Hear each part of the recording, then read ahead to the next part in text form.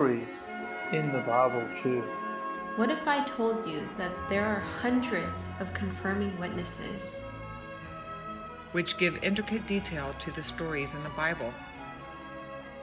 Have you ever found yourself deep in the rabbit hole with questions that no one seemed to have the answers to?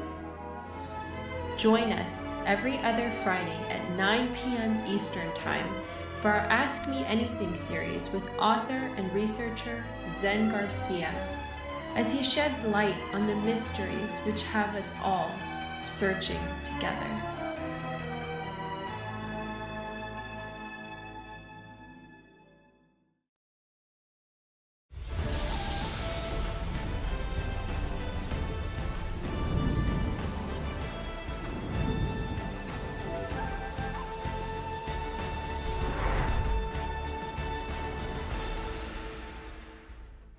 Hello friends, thank you for joining us this evening. I'm your host, Zen Garcia. Friends, readers, listeners, and viewers from across America and around the world, I'm your host, Zen Garcia. This is Secrets Revealed here on Truth Frequency Radio. And as always, I thank and welcome all of you for taking the time to join us in live broadcast. It is the 2nd of January, 2020. How crazy is that? That we have moved on to a whole new decade. And it's interesting that, I did a show last night where I was just reviewing, talking about the occurrence and the fast pace, the fast track to awakening that has occurred over the past, specifically 2 decades for me since 9/11, but certainly there's been a lot of knowledge that has come to light, and that even the millennials, the Generation X, and those that are alive today are really seeking out alternative truth and receiving their knowledge and information from different platforms and different places. And so, because of that, they are being exposed to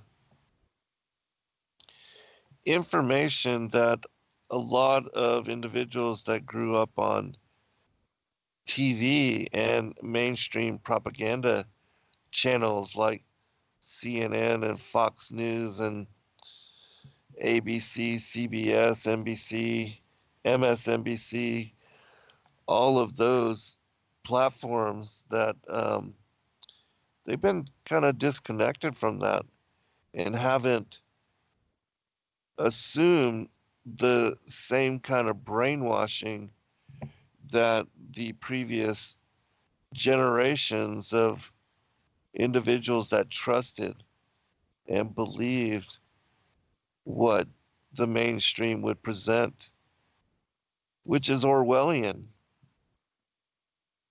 and skewed and created for a specific purpose to sway public opinion, to lead people in perspective and opinion. And even during the time of George Bush and, the Gulf War, and I'm talking about younger Bush, there was a massive budget that was put forth by a propaganda arm of government, which again is completely Orwellian. But what would happen is that they would create the news stories and then share this information across the board to all of these different media outlets, and in that manner basically have them all parrot the same story. and share it in the same manner. And nobody deviated.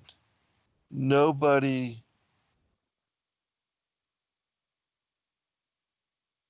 everybody stayed the course.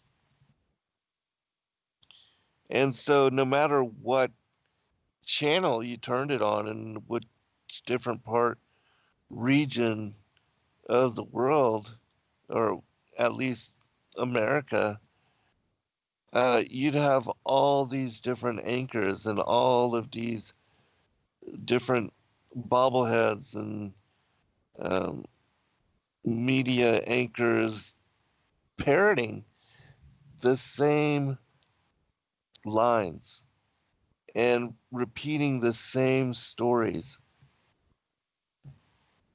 all in the same manner. And so, because of that, we had much of the majority of Americans indoctrinated into certain mindset and brainwashed when it came to accepting the truth presented to them.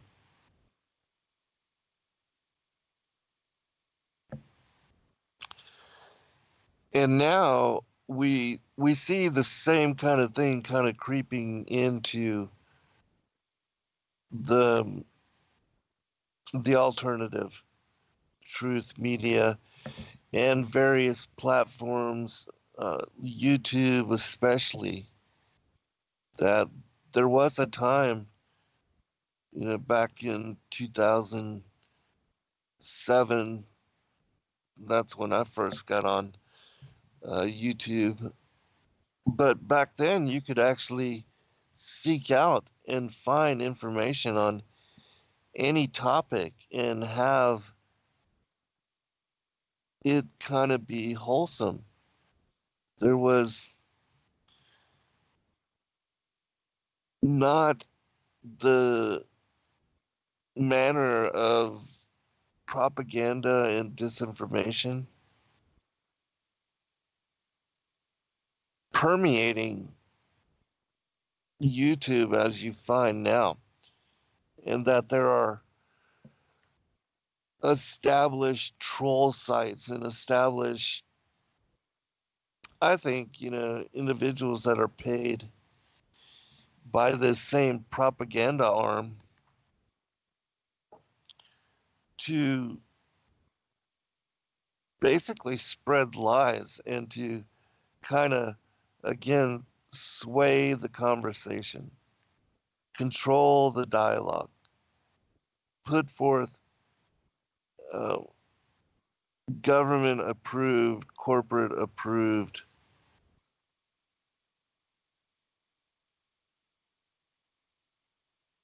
propaganda. And so because of this, it's now difficult to kind of sway through, and what you find in the top searches are those particular websites and those particular individuals that have the approval of certain authorities to present information and to also be high up in the searches when it comes to presenting truth in this kind of skewed manner. And then you find also that platforms like myself and so many others that provide you alternative perspective and that give you an alternative viewpoint when it comes to understanding the story and being able to see through the facade, the illusion parading as reality. That these kind of channels. Well, not only have, the numbers been suppressed and the view count been distorted, but now, the subscribership has been, um,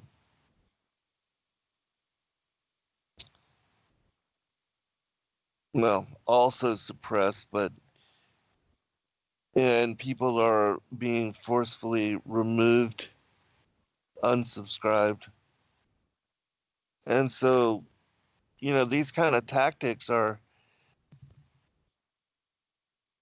daily what a lot of people are having to endure and try to work around. And so presenting information to the public is now somewhat difficult. And it's only those of you that have found and discovered a lot of the channels like myself, those of you that are familiar with my work, that have been listening for years to the programs that we've been doing and to the information that we've been providing, that a lot of individuals that don't know about us and that aren't turned on to us by others, they're largely not able to find us anymore. And so that's unfortunate. Um, but it is what it is.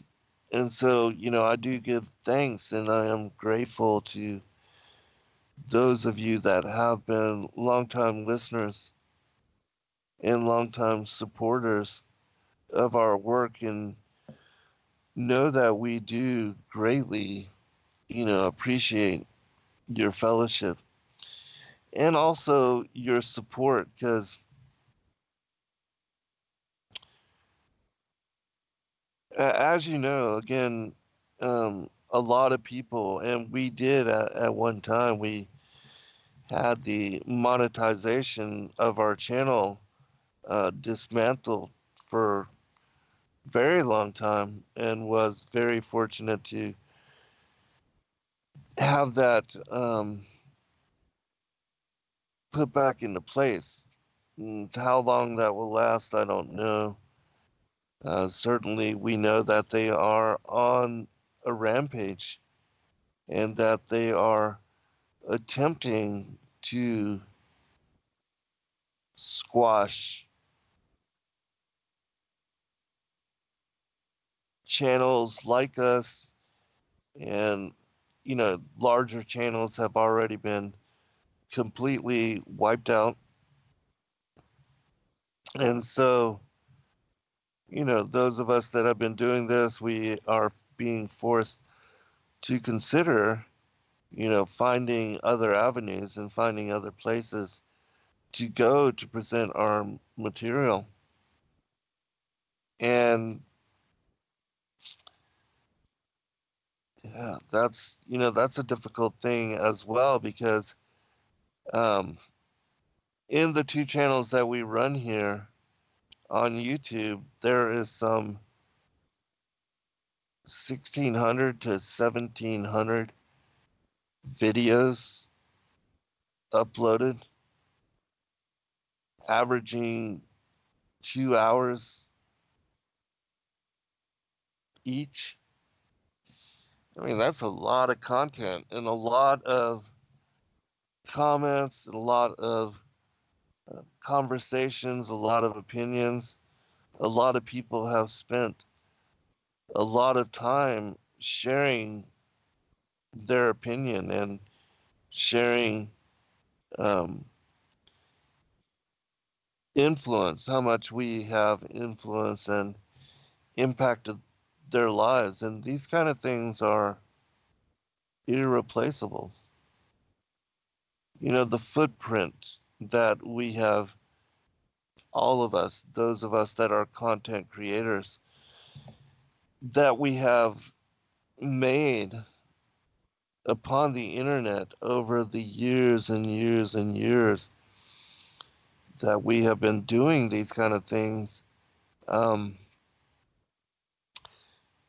Unfortunately, the powers that be can just basically squash and eradicate us in no time at all. And that's unfortunate because, again, so many of you do benefit and have benefited from the things that we've talked about, the shows that we've done, the information that we have revealed. And for myself, especially, I've covered on the various channels and on the different shows that I've done in, places like Truth Frequency Radio or Revolution Radio. I can't even tell you how many, because I'm averaging now anywhere between 4 hours and, you know, 10, 12 hours a week, um, being on radio and sharing, reading from a lot of ancient manuscripts, which you may never have heard about, and sharing, chapter by chapter, verse by verse, a lot of this esoteric information. And it's a lot of work if you consider that I've been on the air since 2006 and pretty much full time, 2 to 3 times a week since 2008. And how many, weeks it's been, 52 weeks over 2 decades. So that's a lot of shows and a lot of time and a lot of effort, a lot of show descriptions, a lot of airtime, a lot of reading. And so, I encourage you, especially those of you that have discovered our work and that are being blessed by it, to take the time to go through the archives because there's so much information there. And really, we don't know how long all that is going to remain possible for your viewing leisure. And, all of this is made available to you free of charge. Yes, we do monetize ads on our videos, but, it's like 3 to 5 seconds, 3 to 5 times in a 2 to 3 hour video. I mean, it's not much. 15 seconds of ad space, really. And those kind of things do really assist, especially for those of us that are committed full time to doing this kind of work. And so, um, those of you again that do appreciate individuals like myself and others, Rob, and so many other platforms and channels, and so many other people doing really beautiful work here on YouTube. Um, try to support them if you can, and even if it's uh, the price of a Happy Meal over the course of a month. And I'm not saying this for myself, because I'm not in any way struggling. The Most High has really greatly blessed me. But for others that have no other, source of income, then that might be um, having a more difficult time just trying to maintain what they're doing. For those kind of individuals, and for smaller ministries, that are just trying to get their feet and trying to find a voice and trying to create a platform. And I encourage all of you, each one of you that are out there, to do similar work, to empower yourself to share with others the truth of what you have learned. Because over time and being persistent, you will develop an audience and you will find that you are able to affect people in a profound manner with, work that is meaningful. And, and, we need a lot of voices. We need new blood, new energy. And you just never know. I mean, I'm so well impressed by individuals like, Red Pill. Red Pill 78. He's only been on the air for just a few years, I believe, if I remember correctly, and already has just massive subscriber base and is in the process of seeking and going through information to get to the truth, and is willing to examine things outside of the realm of what has been his norm. And so you never know how fast and who you will impact. It's just a matter of trying. But, anyways, when we return from this first break, I'm going to read to you from the Sibling Oracles and kind of tell you a little bit about what this manuscript is and historically what these so called professionals say about it, even though I personally don't believe anything that the professionals say, and anything that Wikipedia puts out on what, the dating, the timing of manuscripts, and um, the so called historical information connected to them. I think a lot of that is skewed and the truth is downplayed in such manner that you don't consider the information, or that it doesn't interest you because they set the premise that it's a forgery, or um, it's a later rendition of some other ancient, what was maybe prophetic at one time. That the powers that be, the seed of the serpent and the opposition, the powers, the principalities, the rulers of darkness and wickedness in high places, they have forever long been skewing in such manner opinion about the ancient manuscripts. And so I encourage you to read them. Read them for yourself. Don't believe anything about what others say of them, but read and study and consider them for yourself. And then take them to the Most High in prayer. Ask the Holy Spirit to lead you in discernment. Study to show yourself approved. And allow the Most High to decide for you, to guide you in discernment, and to reveal to you the truth. Knock, seek, and find.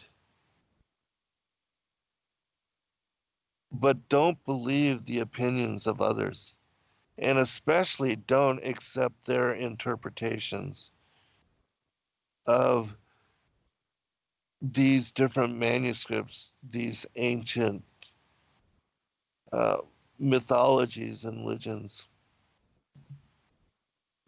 Don't allow them to form an opinion for you on a text that you have not even read yet.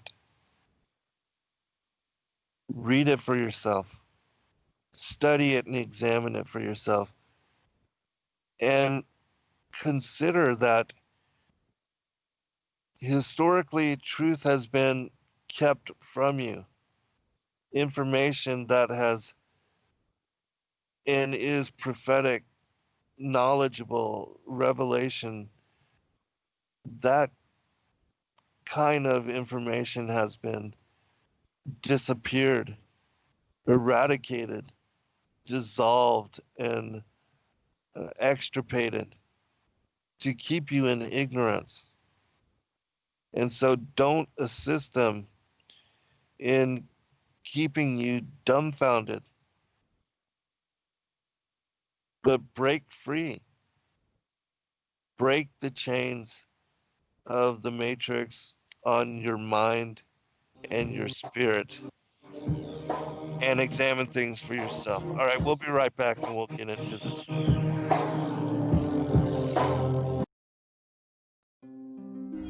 Every day, questions arise. Are the stories in the Bible true? What if I told you that there are hundreds of confirming witnesses? which give intricate detail to the stories in the Bible. Have you ever found yourself deep in the rabbit hole with questions that no one seemed to have the answers to?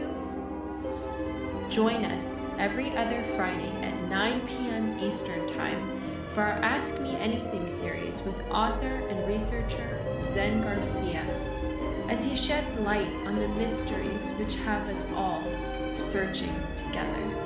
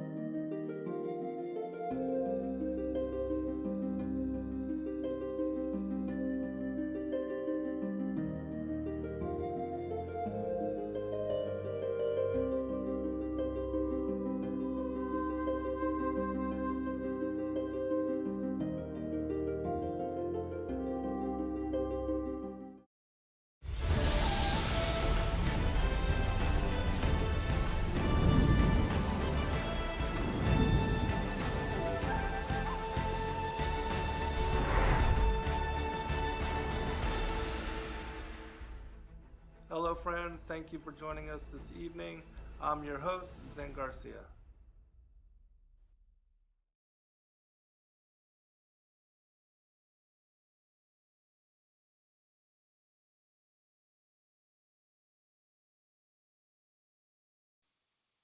All right, welcome back, everybody. And as I said,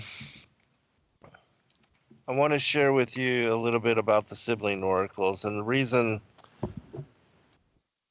being is because I have just compiled them, and there are 14 books,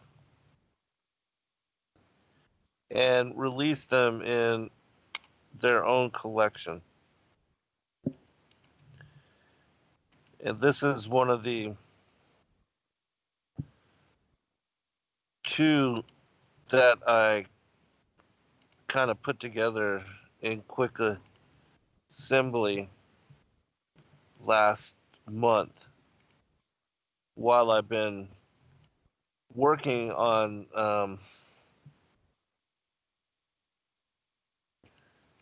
the Vestige of Light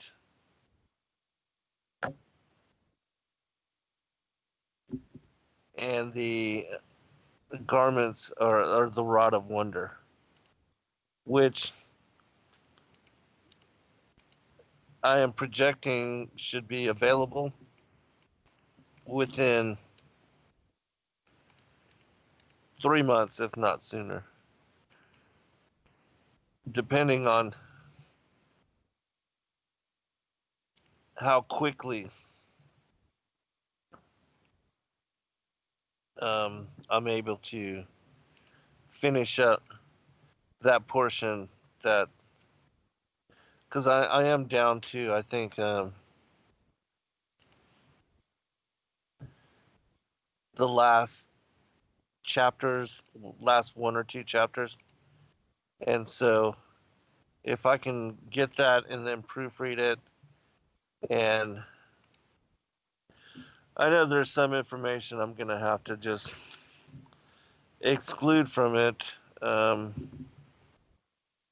just to maybe, and at some other point, if I need to, I can add to it, but I don't want to overkill it because I have a tendency to do that.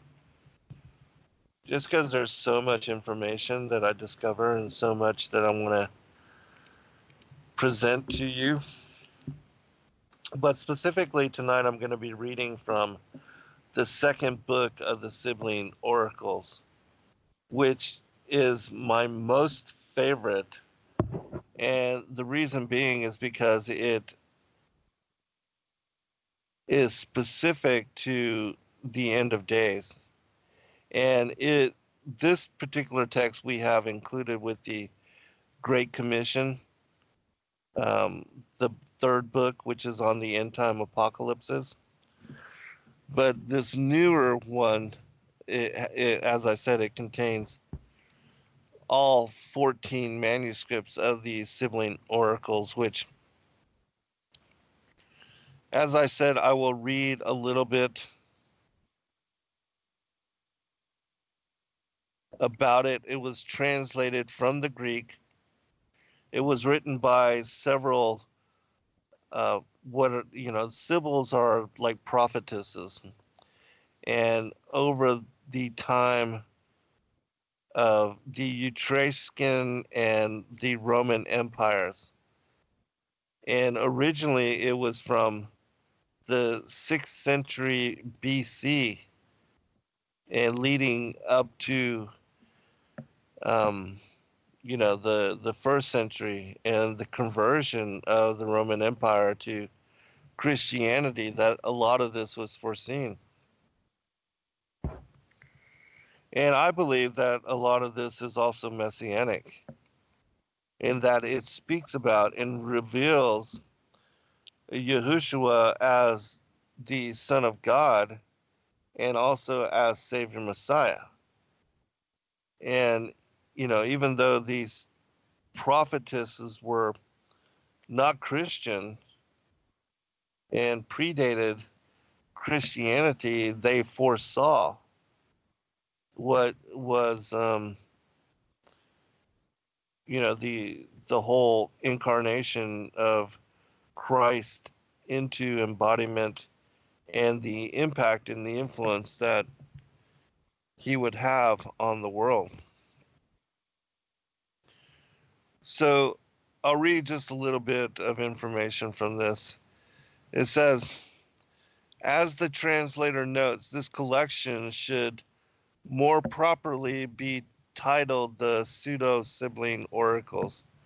The original sibling books were closely guarded oracular scrolls written by prophetic priestesses, the Sibyls, in the Etruscan and early Roman era as far back as the 6th century BCE.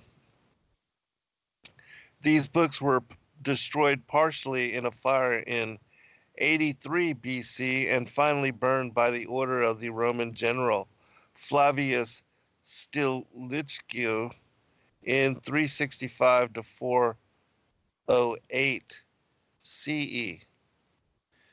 There's very little knowledge of the actual contents of the original sibling books. The texts which are presented here are forgeries, so they say, probably composed between the 2nd to 6th century. Probably, so they say. They purport to predict events which were already history or mythological history at the time of composition. It's funny because they said that same thing about the Book of Enoch, as well as vague all-purpose predictions, especially woe for various cities and countries such as Rome and Assyria. They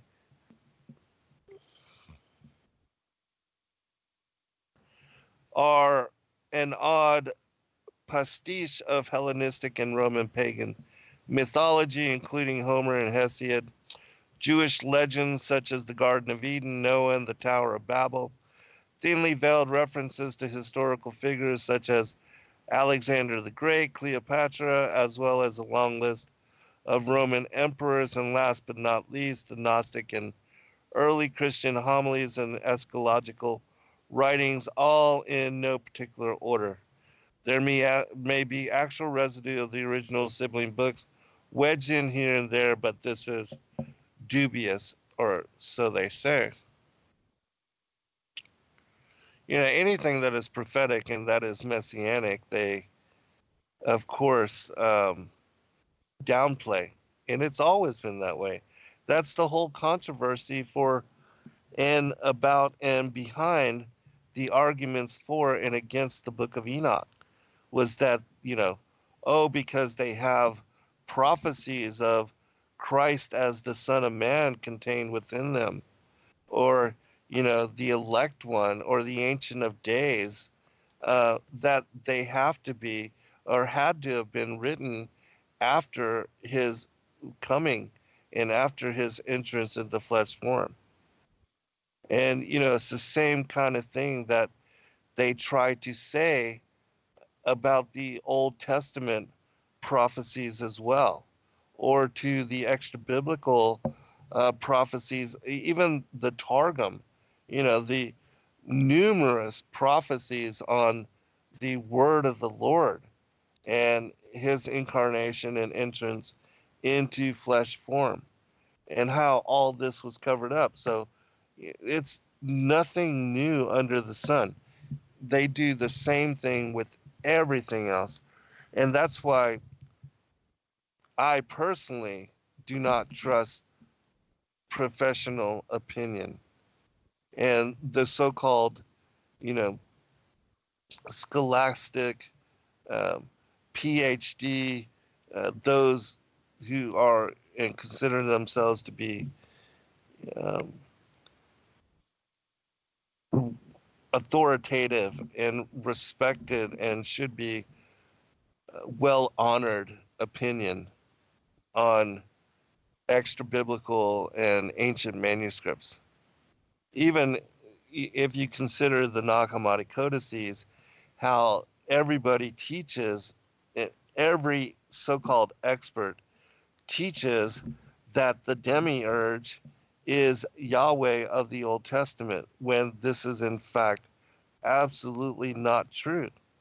That is not at all what the Nag Hammadi codices teach and reference.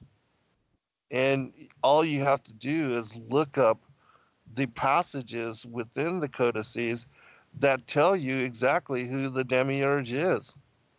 And you'll see that the Demiurge, Yaldabaoth, is also called Saklas, the blind fool, and Samael, the viper of God. And that historically and in the ancient commentaries, Samael is the name for the serpent that beguiled Eve in the garden. And you can even find this in the Targum translation of Genesis chapter 3, verse 6, where it speaks about the serpent that beguiled Eve through his subtlety to evil, that this serpent is named Samael, which again is one of the names for the demiurge. And so the Gnostic, the Nag Hammadi codices, they also reference Satan as being the demiurge, which is exactly what the Bible reveals, that the prince of the air, the fallen cherub, uh, Samael, Satan, the adversary, that he has been given temporary reign over this world. And that is absolutely the truth of the matter. He is the eye at the top of the Illuminati pyramid. He is Legion, the Ephesians 6, the principalities, the rulers of darkness. And so,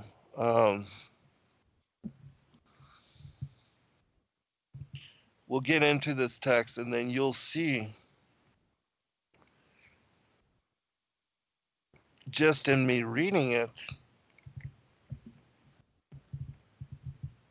how applicable it is to the study of the end times in the last days. And also, you will see how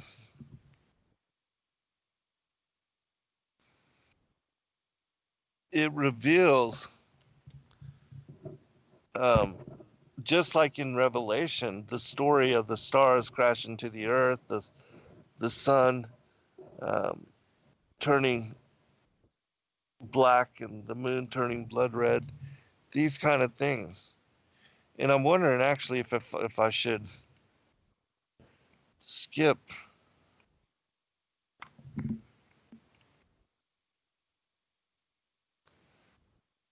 certain portion to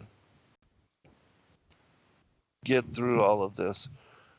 But I'll not. I'll just start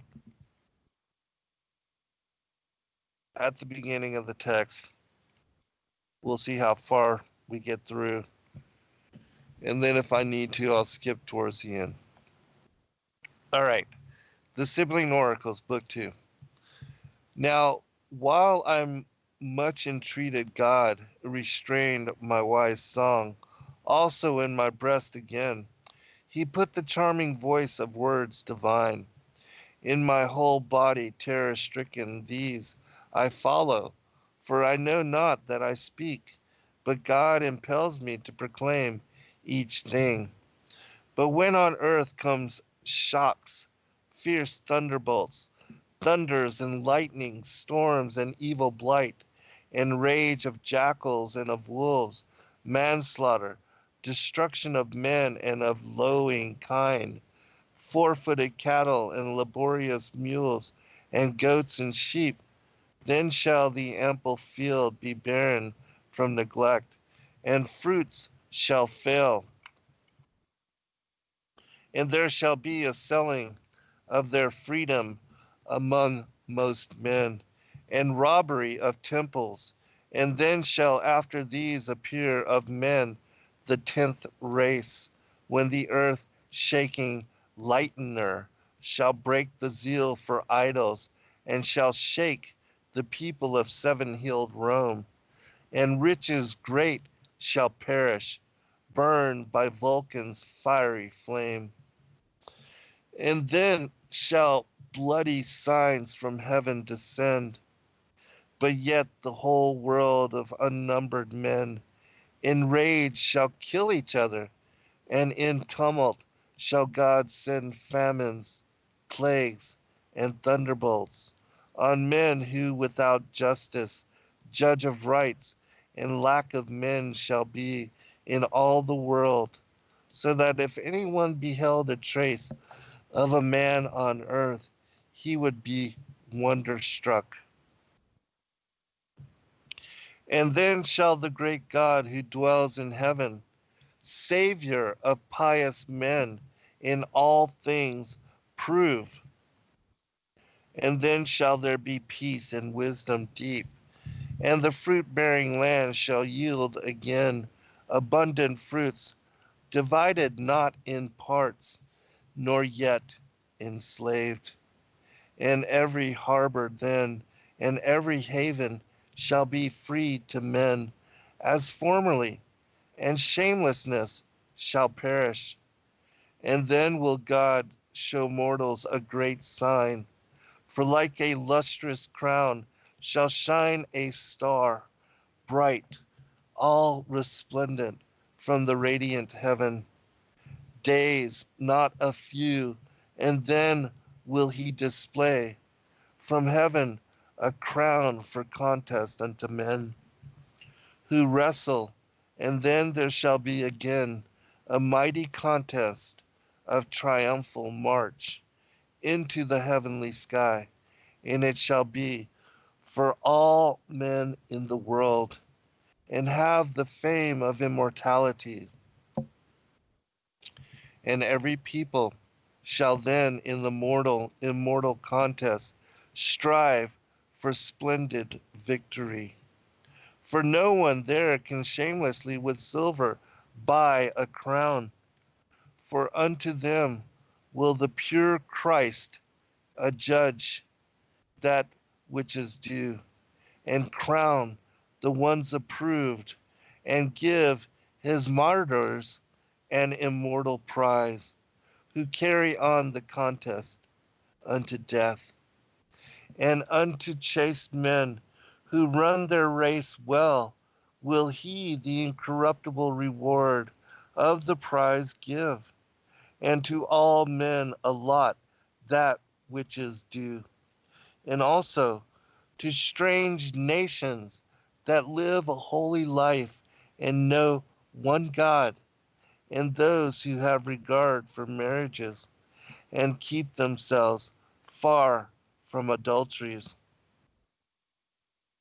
To them rich gifts, eternal hope he'll give, for every human soul is God's free gift, and 'tis not right men stain it with vile deeds. Do not be rich unrighteously, but lead a life of probity. Be satisfied with what thou hast, and keep thyself from that which is another's.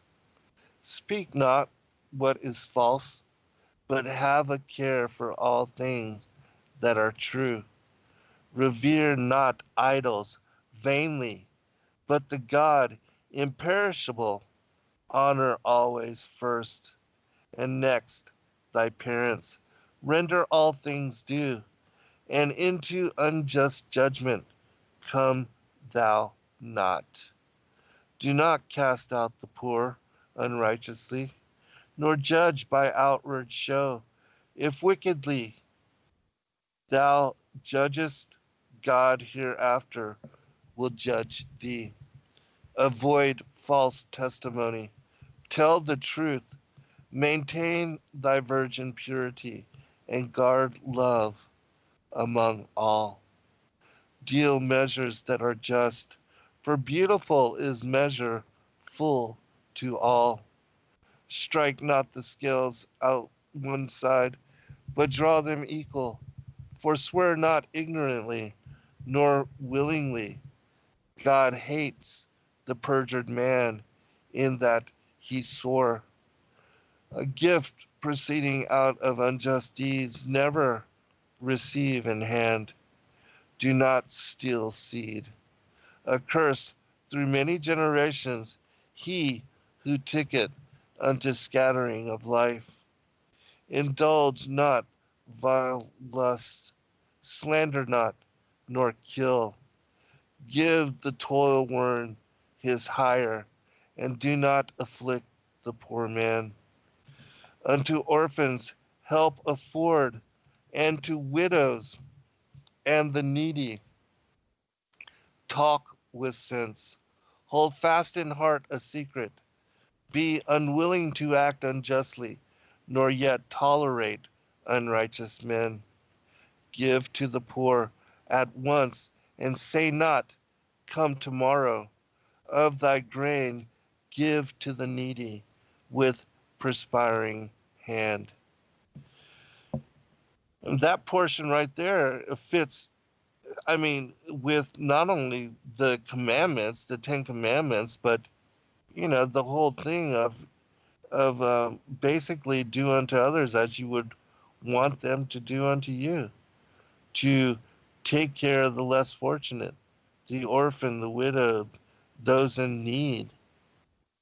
I mean, these are really basic decencies. It's doing goodness for goodness sake. And yet, these are the commandments that the Most High God has given to us through his gospel and through his word and through the example of Yahushua and the apostles. And it is these things which we will be judged upon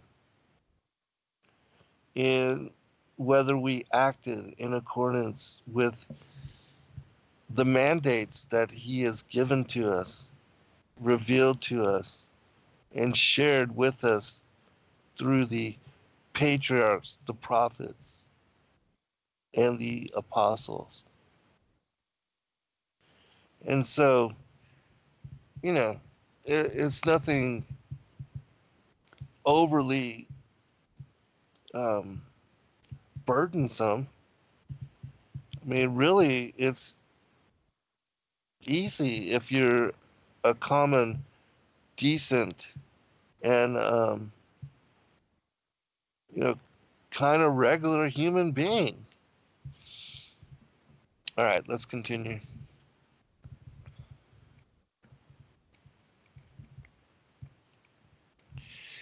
He who gives alms knows how to lend to God. Mercy redeems from death when judgment comes. Not sacrifice, but mercy. How important is that? To, instead of sacrificing animals, give to the poor. That mercy, as it says here, not sacrifice, but mercy God desires rather than sacrifice. The naked clothe, share thy bread with the hungry.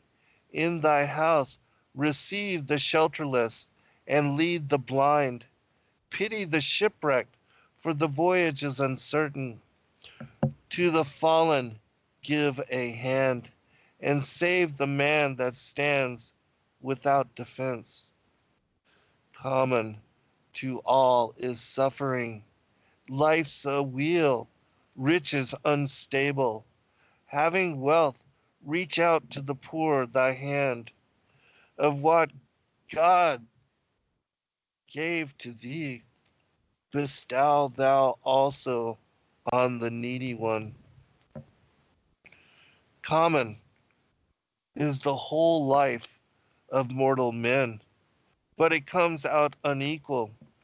When thou seest a poor man, never banter him with words, no harshly nor harshly accost a man who may be blamed. One's life in death is proven. If one did the unlawful or just, it shall be decided when he to judgment comes. Disable not thy mind with wine, nor drink excessively. Eat not blood, and abstain from things offered to idols. Gird not on the sword for slaughter, but defense. And would thou might it neither lawlessly nor justly use. For if thou kill an enemy, thy hand thou dost defile. Keep from thy neighbor's field, nor trespass on it. Just is every landmark, and trespass painful. Useful. Yeah. All right, we'll be right back for a second hour.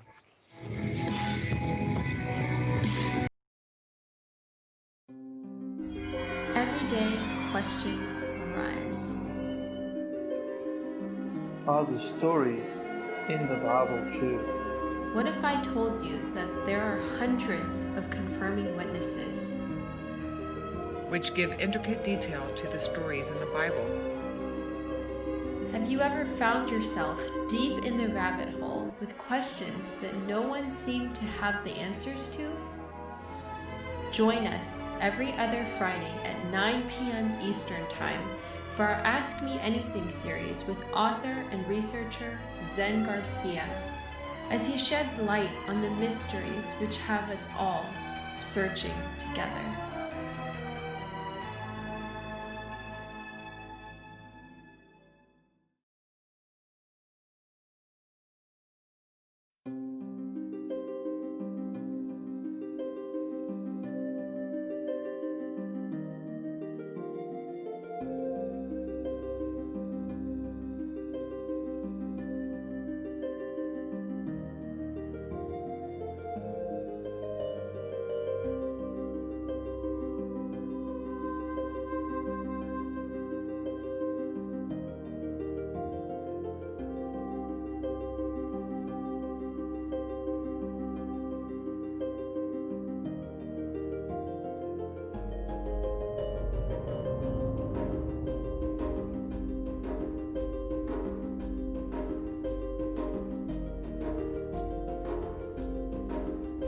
Sacred Word Revealed comes to Atlanta, Georgia on March 27th through 29th, 2020.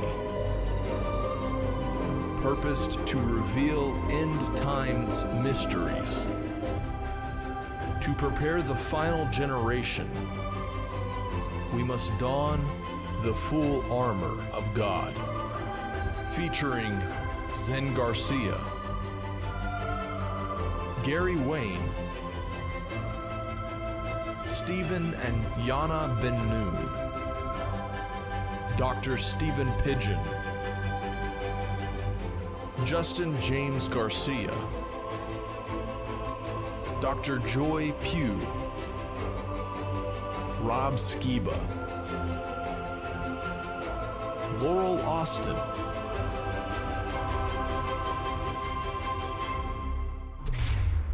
buy your tickets now at sacredwordrevealed.com.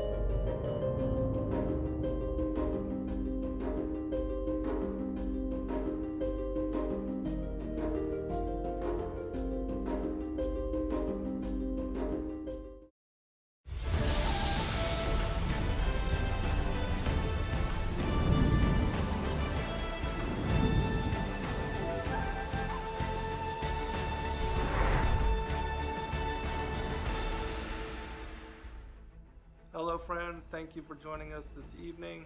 I'm your host, Zen Garcia.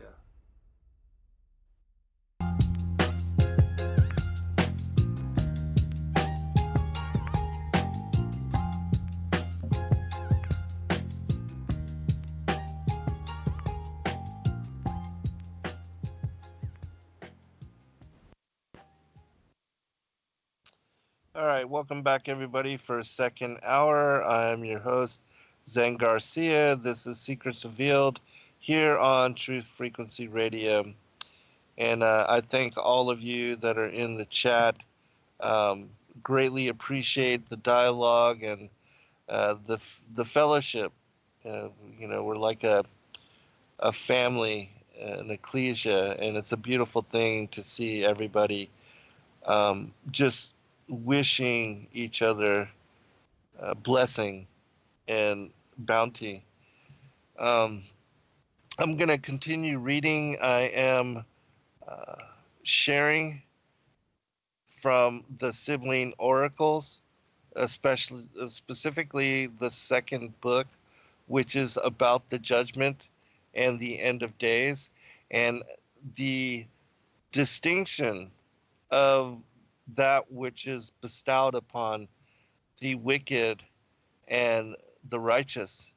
And it sets in the very beginning of this text the laws and the commandments that the Most High ordains in mandate to all of us as believers and disciples unto Christ, and why it is that we should follow and do good for goodness sake.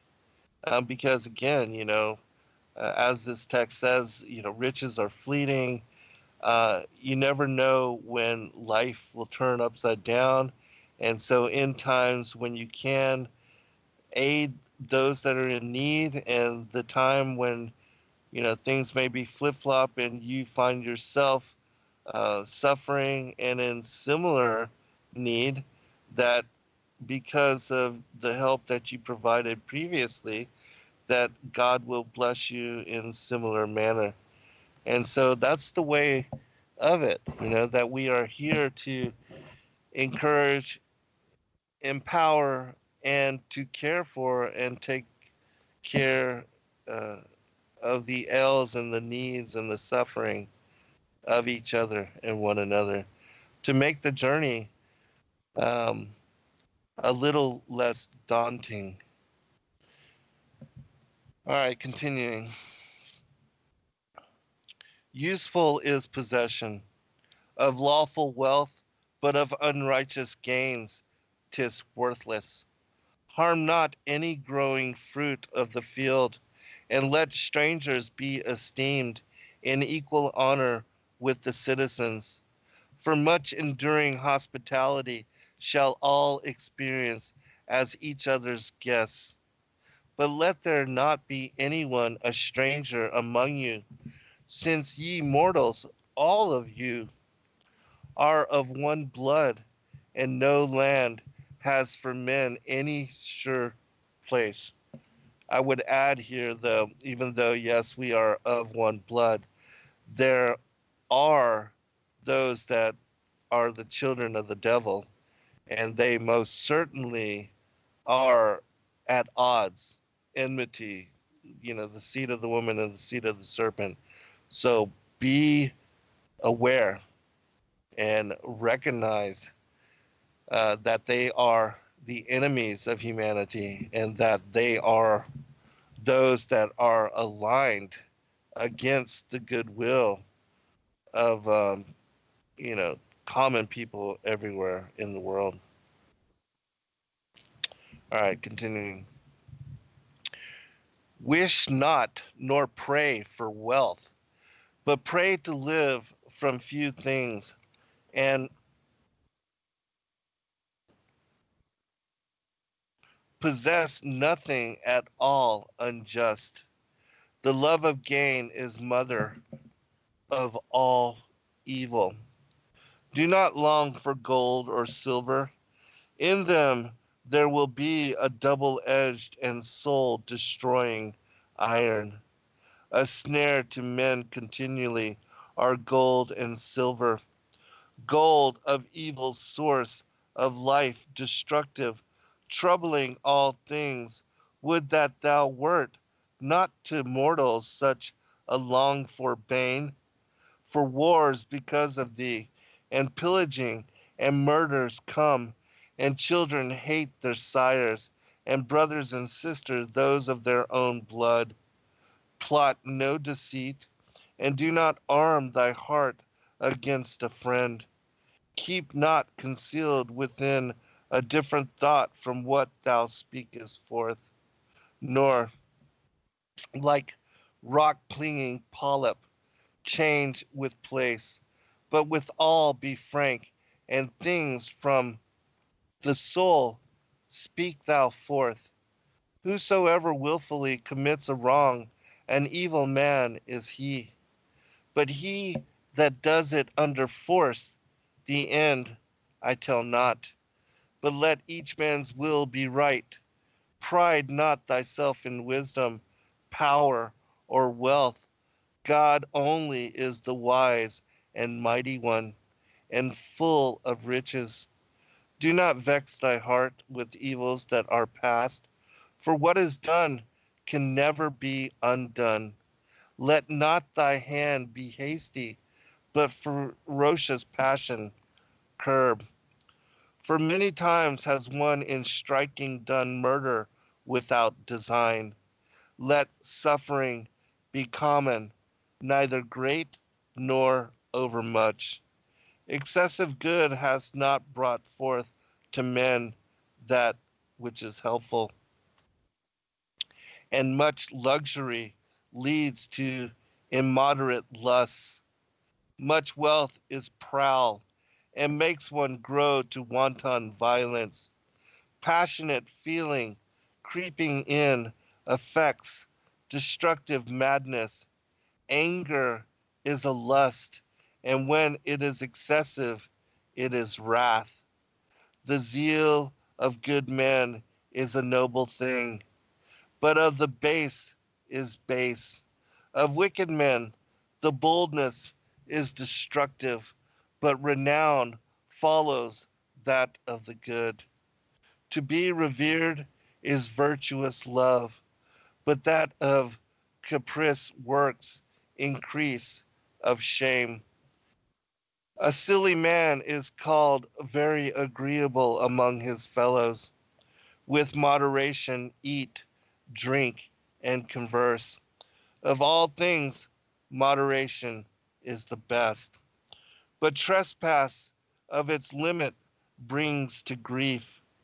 Be not thou envious, faithless, or abusive, or evil minded, or a false deceiver.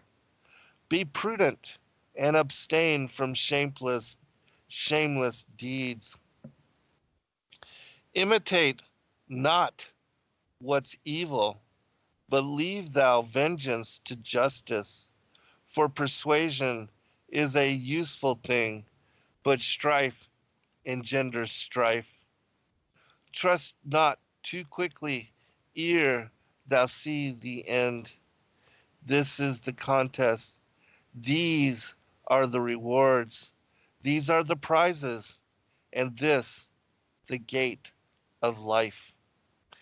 An entrance into immortality, which God in heaven unto most righteous men appointed a reward for victory. And through this gate shall gloriously pass those who shall then receive the victor's crown.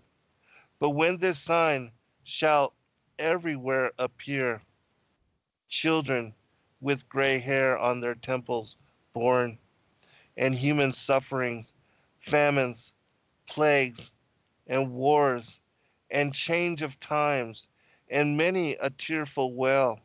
Ah, of how many parents in the lands will children mourn and piteously weep, and with shrouds bury flesh and limbs in earth. Mother of peoples, with the blood and dust themselves defiling.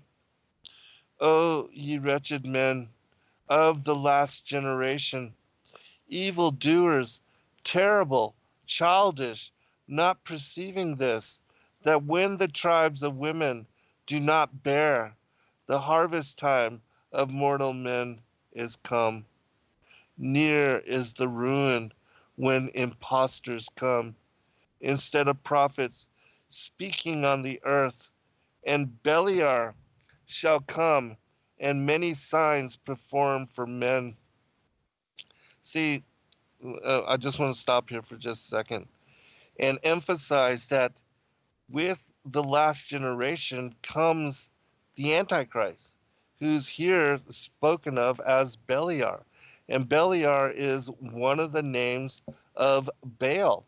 And we know that Baal is the false god whom the pagans worshipped in child sacrifice, in fertility, sexual orgies.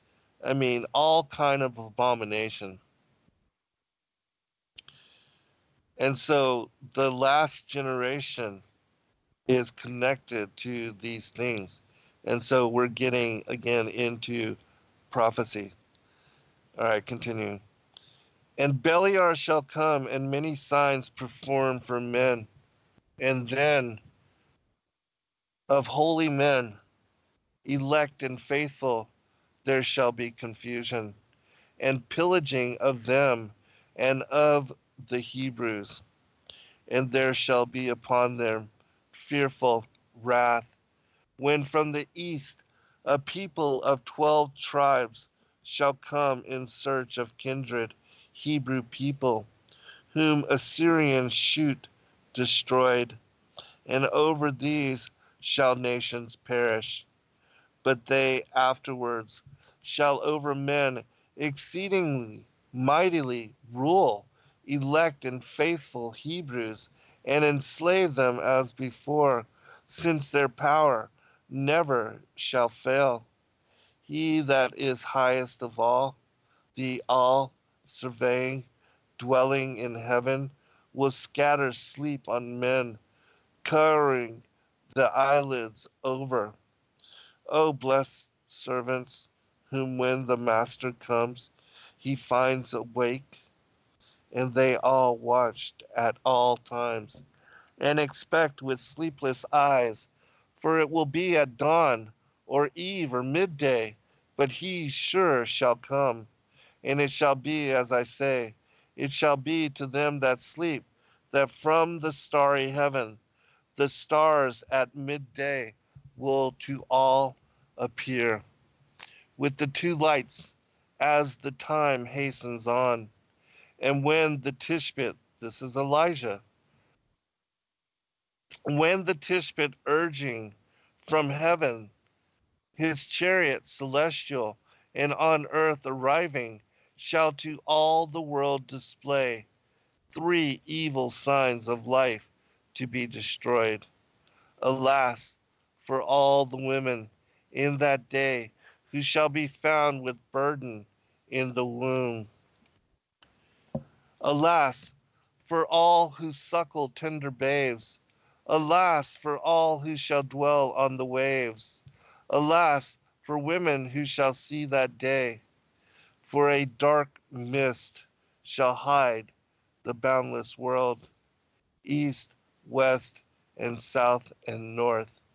And then shall flow a mighty stream of burning fire from heaven, and every place consume earth, ocean vast, and gleaming sea, and lakes and rivers, springs, and cruel Hades, and the heavenly sky, and heavenly lights shall break up into one, and into outward form, all desolate. For stars from heaven shall fall into all seas, and all the souls of men shall gnash their teeth, burned both by sulfur, stream, and a force of fire. In ravenous soil and ashes hide all things, and then of the word all the elements shall be bereft: air, earth, sea, light, sky, days, nights, and no longer in the air shall fly birds without number, nor shall living things that swim the sea swim any more at all, nor freighted vessel over the billows pass, nor kind straight guiding plow the field, nor sound of furious winds, but he shall fuse all things together and shall pick out what is pure. But when the immortal gods, eternal angels, Erekiel, Ramiel, Uriel, Semiel, and Azazel, they that know how many evils anyone did before, shall from dark gloom then lead to judgment all the souls of men before the judgment seat of the great God, immortal, for imperishable is one only, himself the Almighty, one who shall be judge of mortals, and to them that dwell beneath will then the heavenly one give souls and spirit and voice, and also bones fitted with joints unto all kinds of flesh, and both the flesh and sinews, veins, skin about the body, and hair as before, divinely fashioned, and with breathing moved,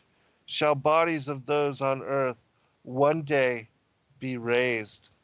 And then shall Uriel, mighty angel, break the bolts of stern and lasting adamant, which monstrous, bold, the brazen gates of Hades. Straight cast them down, and unto judgment lead all forms that have endured much suffering.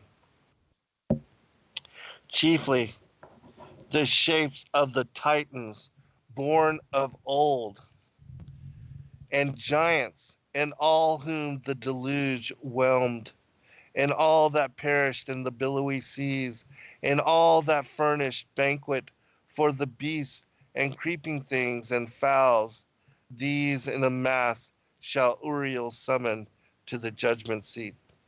And also those whom flesh devouring fire destroyed in flame, even these shall he collect and place before the judgment seat of God. And when the high thundering Lord of Sabaoth, making an end of fate, shall raise the dead, sit on his heavenly throne, and firmly fix the mighty pillar, then amid the clouds, Christ, who himself is incorruptible, shall come unto the incorruptible in glory with pure angels, and shall sit at the right hand on the great judgment seat, to judge the life of pious and the way of impious men. And Moshe, the great friend of the Most High, shall come enrobed in flesh.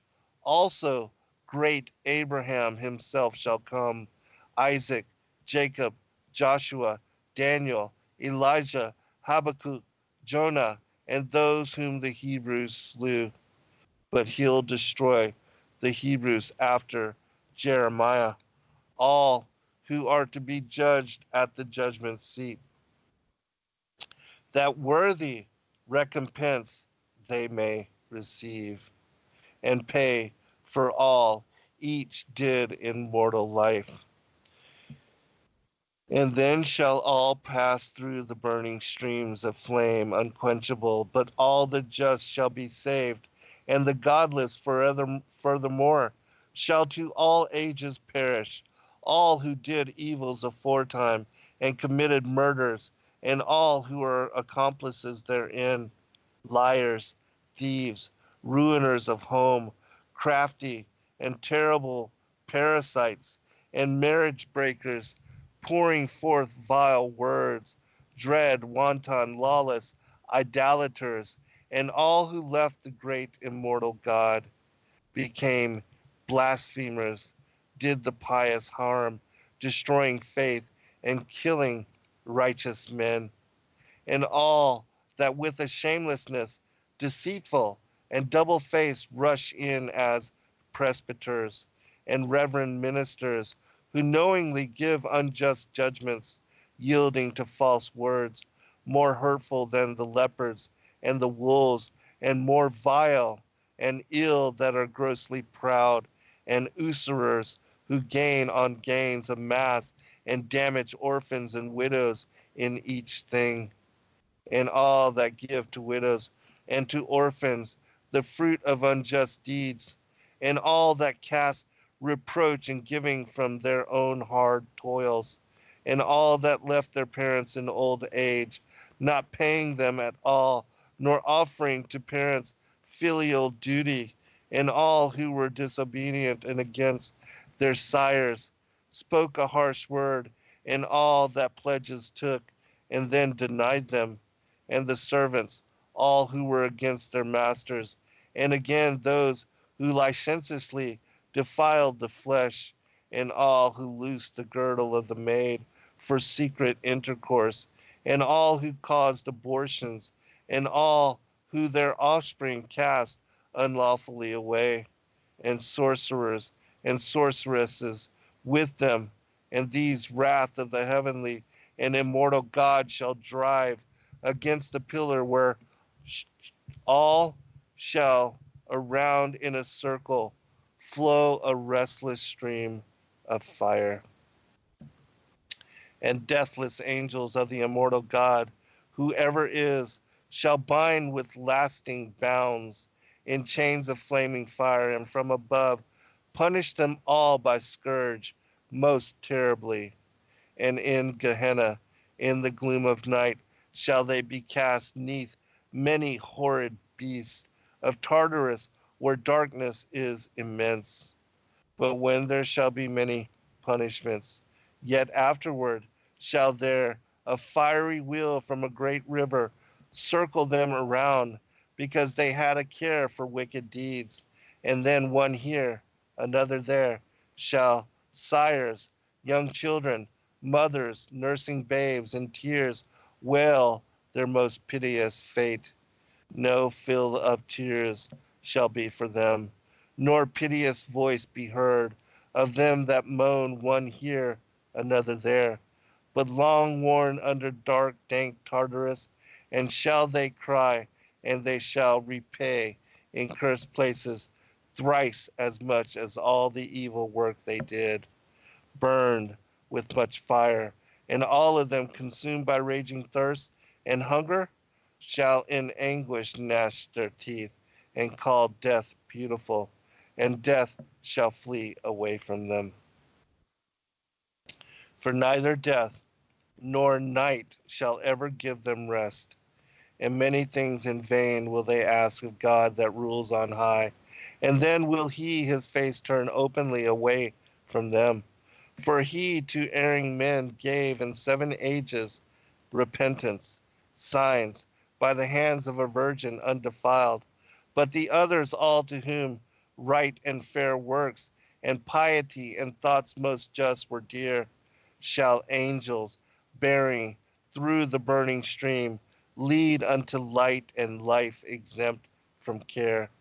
Where comes the immortal way of the great God, and fountains 3, honey, wine, and milk, an equal land for all, divided not by walls or fences, more abundant fruits, spontaneous shall then bear, and the course of life be common, and wealth unapportioned, for there no longer will be poor nor rich, tyrant nor slave, nor any great nor small, nor kings, nor leaders, all alike in common.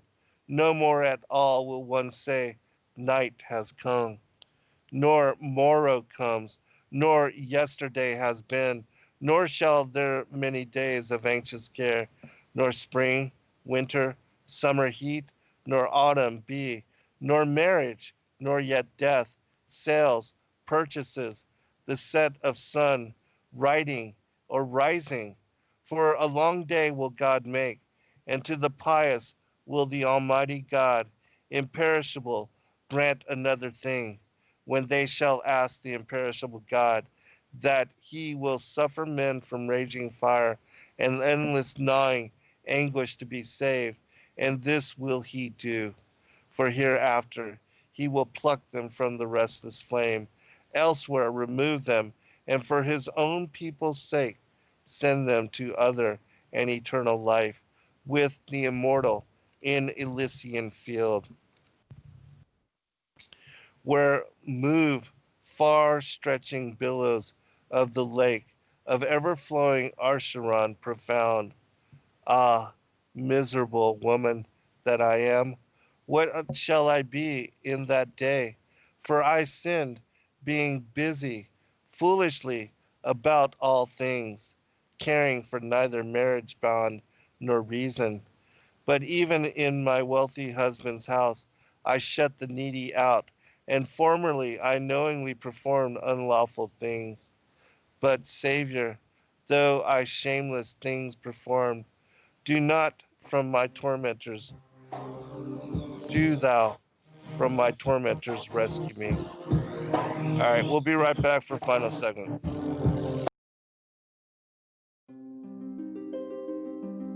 Sacred Word Revealed comes to Atlanta, Georgia on March 27th through 29th, 2020. Purposed to reveal end times mysteries. To prepare the final generation, we must don the full armor of God. Featuring Zen Garcia, Gary Wayne, Stephen and Yana Ben Noon, Dr. Stephen Pidgeon, Justin James Garcia, Dr. Joy Pugh, Rob Skiba, Laurel Austin,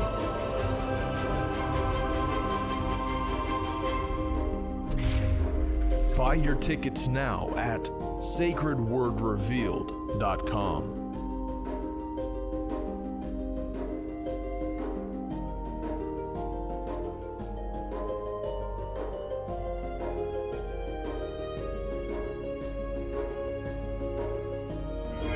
Every day, questions arise.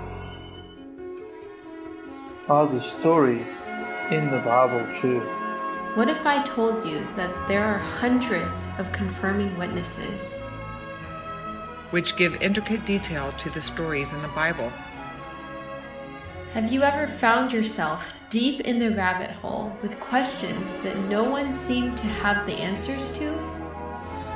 Join us every other Friday at 9 p.m. Eastern Time for our Ask Me Anything series with author and researcher Zen Garcia, as he sheds light on the mysteries which have us all searching together.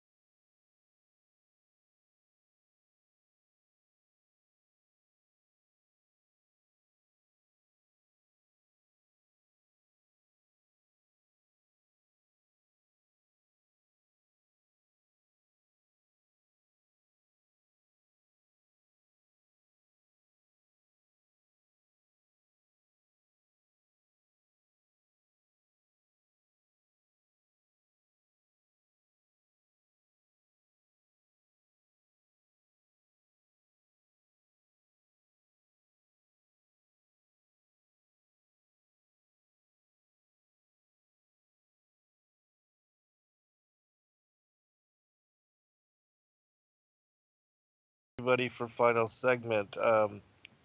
I have almost made it through this text, but a couple of questions in the chat room. Just a comment from Dr. Julie. She says that, many of the things that I've been reading from, she has done. And likewise, all of us have really sinned in manners that make us unworthy of the salvation that we are promised through Christ in dying on the cross as the Passover lamb to bring us a forgiveness and a restoration of our former estate. It's only because of the mercy of God that we are blessed to have heart. And so, and also William asks about the Animal Farm references that both Rob and I talk about in sharing discourse on the Book of Enoch. And you can find that in, I believe it begins with chapter 89. And it's basically the dream vision that Enoch had, where he talks about the the fall of the angels. It begins with Lucifer and the seduction of Eve, and how Cain was born from that as the black cow, and his bloodline. They are the black cows, and Adam and his children, they are the white cows. And then it goes through in this whole Animal Farm parable the course of the entire generations of humanity leading to the end of days, and what is the separation of the harvest between the wheat and the tares, and then the judgment, because it's always the judgment that ends everything, as we see within this particular text, that um, the righteous are awarded, and those that are worthy of being numbered amongst the elect, they are allowed to enter into New Jerusalem, which is the promise. It's the place of the righteous that has been preserved and prepared for us. When Yahushua said, I go now to prepare a place for you, and that he would return to gather us so that we can benefit in being able to dwell in the, in my Father's house are many mansions. Um, and so that's the reward. And then those that have considered themselves to be above the law, and that have, especially in the New World Order elites and the seed of Cain, that have sitting on the thrones of the world, and that have, with the divine right to rule, just, the slaughter of innocents, the rule with impunity, the above the law, do as thou wilt, that kind of behavior, that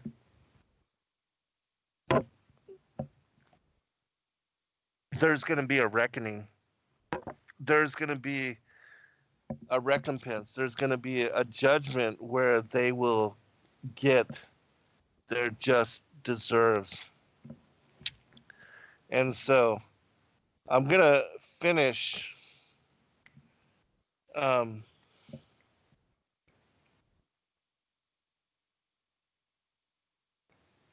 we only have just a little bit left from the Sibling Oracles book 2. And then I'm going to share a text from one of the newer book discoveries, manuscript discoveries in connection to Enoch, which is also messianic and prophetic. And it's a short one, so I should be able to finish it in this segment and then share comment. And then in the next broadcast, I'm going to go into and share other Enochian texts which are not, which the public is not familiar with. And I'll share with you what I'm talking about here in just a minute. But let me go ahead and finish this text.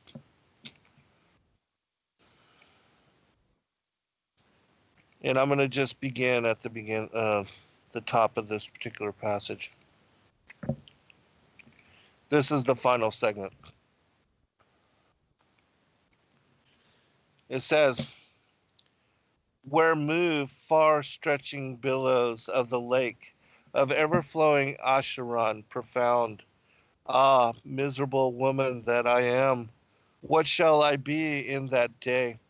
For I sinned, being busy foolishly about all things, caring for neither marriage bond nor reason.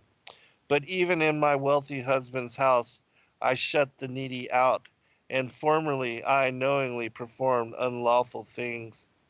But Savior, thou, though I shameless things performed, do thou from my tormentors rescue me, a shameless woman, and I pray thee now, make me to rest a little from my song, holy giver of manna, king of the great realm."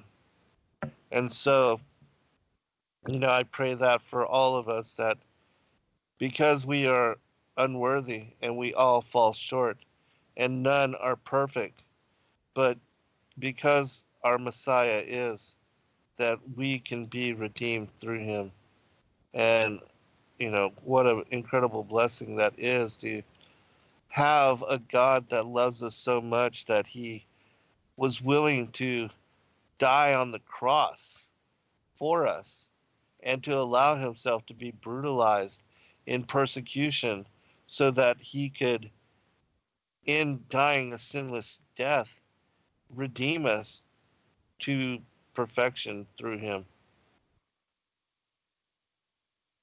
It's the whole premise of uh, John 3:16. And so, but now I'm going to quickly switch over and try to share with you a text called the account of Enoch the prophet.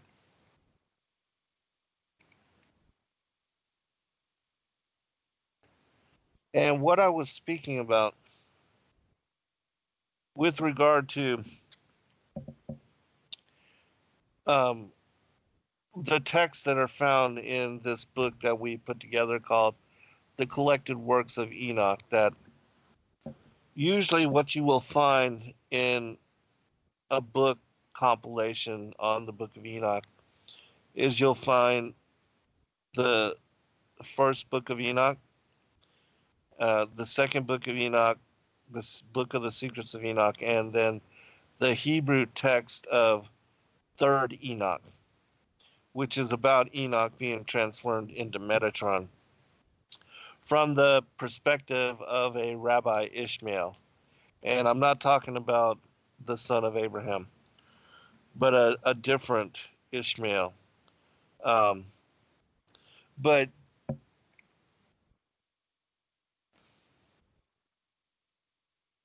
what I wanted to share with you, especially for those that are following along and that are reading and studying with both Rob and I as we go through the book of Enoch chapter by chapter and verse by verse from both the R.H. Charles and the Richard Lawrence translation, that there are numerous manuscripts which can give you greater insight into the Genesis 6 story of the sons of God mating with the daughters of Cain, creating a race of giants known as the men of renown, and how this information, this knowledge has been suppressed mostly and almost completely eradicated, so that it had disappeared for thousands of years from public consideration. And it was preserved in the Ethiopic canon, that the book of Enoch is canonized in Ethiopia, and um, James Bruce, I believe it was, that in traveling he secured 3 manuscripts and brought them back and then gave them out to be translated. And that's how the Book of Enoch was reintroduced to the Western speaking and English Christian world. And so, and that was in the late 1800s. And so it's only been a couple hundred years now that this information has been brought back to light. And it's intriguing that a lot of other manuscripts in similarity were brought back to light within the last couple of hundred years. And so in this collected works of Enoch, we have the account of Enoch the prophet, which is a Greek text found in 2006, and cannot speak of the authenticity of it, but we do have it provided for your consideration.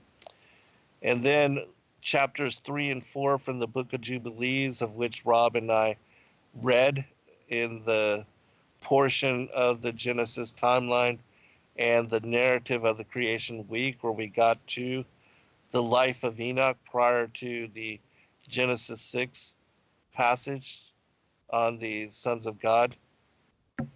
And then we have the Book of Enoch, which everybody is familiar with, and that's the one that we're reading and studying from. Then the Book of the Secrets of Enoch, or To Enoch, and then there is contained within this particular book the Aramaic Dead Sea Scrolls, the fragments of Enoch 1, all of the different fragments that were found as part of the Dead Sea Scrolls.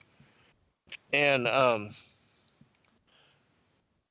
what a lot of people don't know is that there were 2 entire, fully extant books of Enoch in Aramaic that were also discovered there, but have not been released to the public, which is unfortunate because it would be the most ancient rendition of the Book of Enoch. And wow, what I would give to read that. It would be amazing, I'm sure. And then we have a book called Ogdius the Giant, which is part of the numerous manuscripts on the Book of the Giants that are available as well. We have the Mandean Book of the Giants also included, a midrash called the Midrash of Semyaza and Aza, a midrash is the oral tradition that came up as commentary with the written law. And, it's something that the rabbinical priesthood collected and now teaches side by side with the books of Moshe, which is the written law. There's the oral law as well, and this is part of that, the Midrash. And then we have included Kebra Nagas, chapter 100, which is an incredibly detailed chapter on what occurred in Genesis 6. And it's one of my most favorite chapters and most favorite accounts of what occurred in that particular passage. And then we have the Armenian vision of Enoch the Just, which will be part of what I read in the next show. Then the 3rd book of Enoch again, which is the Hebrew book of Enoch. Then we have the Coptic Apocryphon of Enoch, which again, not a lot of people are familiar with. Then the Slavonic 2 tablets of Enoch, which is another text most people are not familiar with. And then I have shared, but have not included with this particular publication, a text called Enoch 4, which I'm unable to verify its authenticity, so I'm not willing to include it in the publishing of this particular collection, but it is an intriguing read to say the least. And I have done show on it previously for those that may want to look it up in our YouTube archive. But I'm going to go ahead and read from this Greek because it won't take long. The account of Enoch the prophet.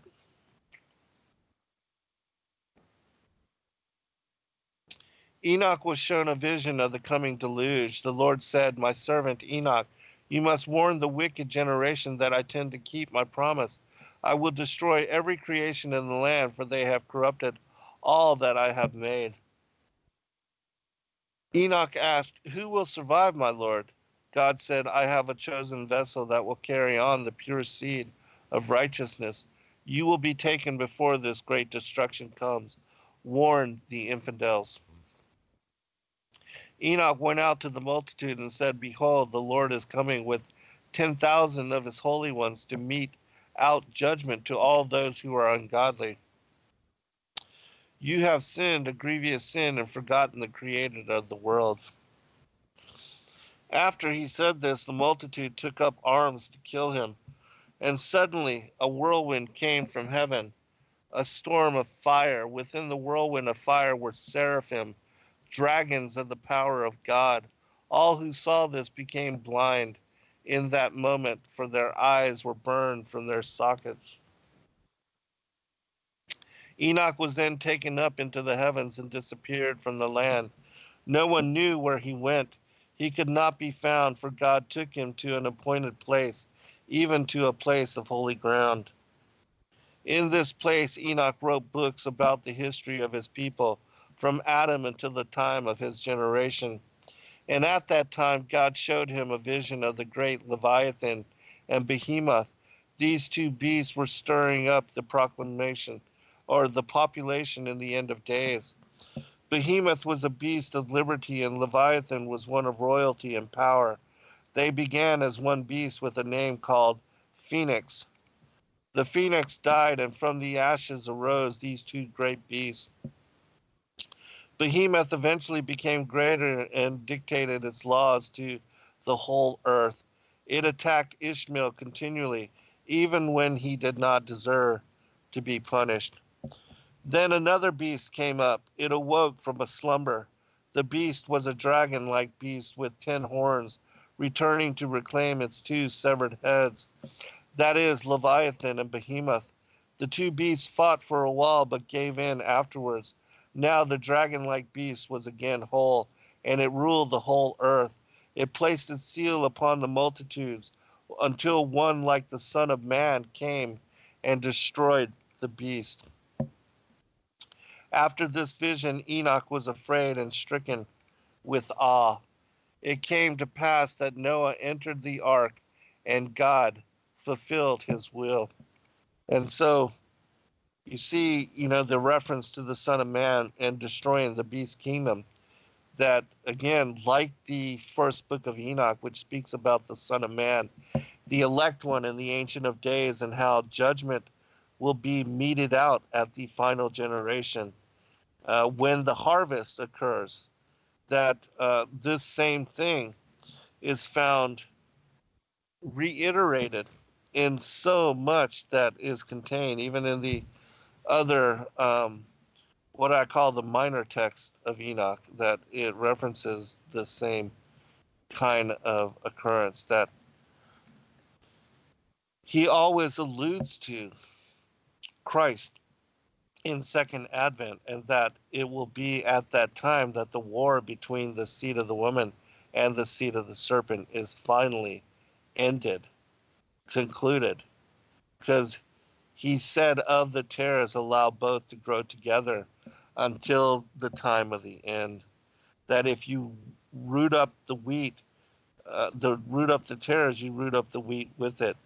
But you have to allow both to grow and to live out their lives and determine whether they are to be numbered with the elect or with the wicked and the children of perdition. And so that's the struggle. This is the ancient war in heaven that is now found within the spirits, within the souls of humanity. That the whole thing of the Shepherd of Hermas, the mandate number 6, the the battle of the angel of righteous and the angel of unrighteousness within us, the temptation to sin, the fall to carnality, are being caught up in the matrix of this world that is illusion and confusion and deception and delusion. And it is a struggle to even make sense of. And so being forced to drink of the cup of forgetfulness, we enter into this world as a clean slate, and born into sin, we rebel, becoming the prodigal child. We leave the comfort of sanctuary and wander into the wilderness of struggle, of corruption, and of wayward illusion and distraction, vain and false entertainment. And for many, it's difficult to remove oneself from such nonsensical occupation, preoccupation. And for a lot, they never do. They never make it out of that. But for those that achieve disconnecting and achieve breaking away and that go seeking for lost paradise, congratulations to you. You are most certainly part of the chosen few. God said, uh, many are chosen, but few heed the call. Um, it's a true blessing, and it's a burden and a curse to know the truth and to have the eyes to see, the ears to hear, and a mind to understand. Because, breaking free and understanding how most are wrapped up and caught up into the matrix of illusion, we want to help others to also disconnect and to find their freedom. And yet, what we discover is that most have no concern at all for such freedom. They love their slavery, they enjoy their bondage, and they in no manner want to be set free. And they certainly don't want to put forth any effort to make it happen. And so, truth um, has no value in a world of distraction where most are lost to um, substance, true substance, and things that really matter. And so, I congratulate all of you, those of you that are here, that are listening to this, that have struggled to free yourself from such bondage. It's a great privilege to walk this journey with you and to be able to call you my brothers and sisters in the body of Christ, and that to be able to encourage you and to be able to have you encourage me in similarity. It's a beautiful honor and privilege to know you in this manner. And though I may not have had chance to meet you face to face, I know one day there's going to be a reunion and that we are going to celebrate in a manner that we can't even comprehend right now. That the wedding feast the gathering of the bride, there's no words to describe. The former things will have passed away. What an incredible day. What an incredible thought. What an incredible memory it will be. Until next week, everybody, don't forget, I'll be on with Joy tomorrow night for the AMA. Catch us then, 9 to 11 p.m. on St. Garcia on YouTube. Good night, all. God bless.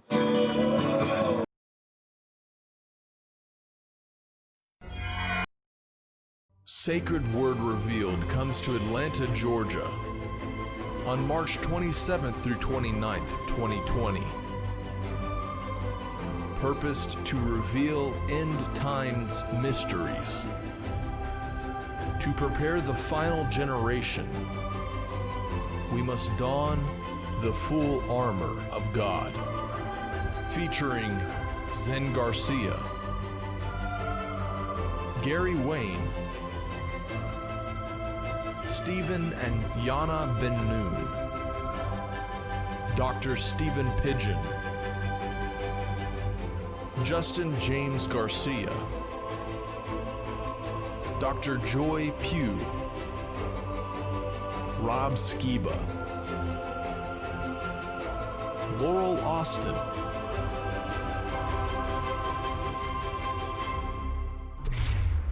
buy your tickets now at sacredwordrevealed.com. Every day, questions arise. Are the stories in the Bible true? What if I told you that there are hundreds of confirming witnesses? which give intricate detail to the stories in the Bible. Have you ever found yourself deep in the rabbit hole with questions that no one seemed to have the answers to? Join us every other Friday at 9 p.m. Eastern Time for our Ask Me Anything series with author and researcher Zen Garcia, as he sheds light on the mysteries which have us all searching together.